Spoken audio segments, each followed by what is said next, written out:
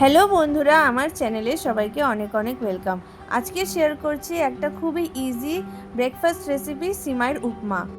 সকালে তাড়াহুড়োতে খুবই চটজলদি আর খুবই অল্প তেল দিয়ে তৈরি করে নিতে পারেন এরকম সিমাইয়ের উপমা। বাচ্চাদেরকে টিফিনেও দিতে পারেন, ইভিনিংয়ে স্ন্যাক্সও খেতে পারেন। তাহলে দেরি না করে শুরু করছি আজকের রেসিপি। কড়াইটা বসিয়ে নিয়েছি। কড়াইটা গরম হয়ে যাওয়ার পর এখানে আমি 1 চামচ মতন রিফাইন্ড তেল দিয়েছি আর 4 কাপ মতন সিমাই নিয়েছিলাম। সিমাইটাকে দিয়ে একদম লো ফ্লেমে রোস্ট করে নেব 2 মিনিটের জন্য।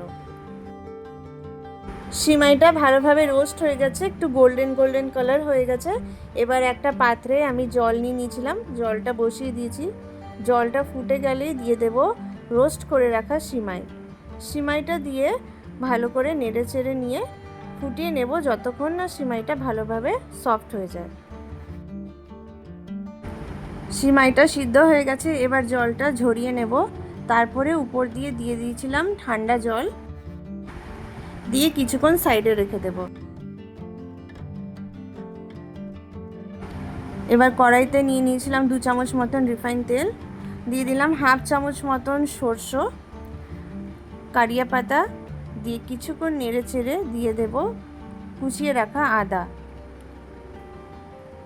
তারপরে দিয়ে দিয়েছিলাম কুচানো পেঁয়াজ। পেঁয়াজটা দিয়ে কিছুক্ষণ ফ্রাই করে নেব।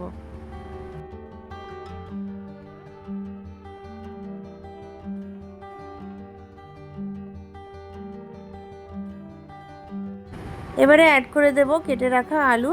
এখানে আপনারা নিজেদের পছন্দ মতন সবজি অ্যাড করতে পারেন, আমি শুধু আজকে এটা আলু দিয়েই বানাচ্ছি।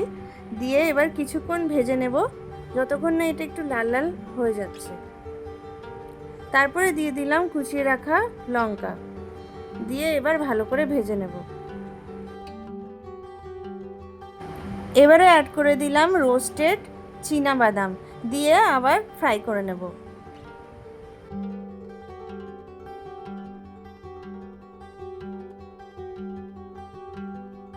এবারে অ্যাড করলাম পরিমাণ মতো নুন আর হলুদ, দিয়ে ভালো করে মশলাটাকে কষিয়ে নেব।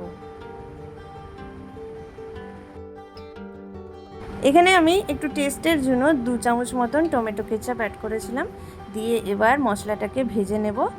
মশলাটা ভালোভাবে ভাজা হয়ে গেছে, তারপরে অ্যাড করে দিলাম বয়েল করে রাখা সিমাই, দিয়ে এবার সব কিছু ভালোভাবে মিক্স করে নেব।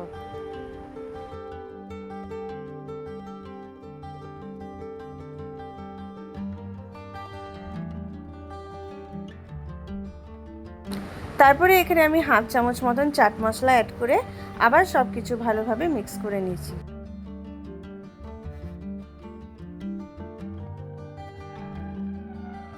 খুবই চটজলদি আর অল্প তেল মশলা দিয়ে তৈরি হয়ে গেল সিমাইয়ের উপমা।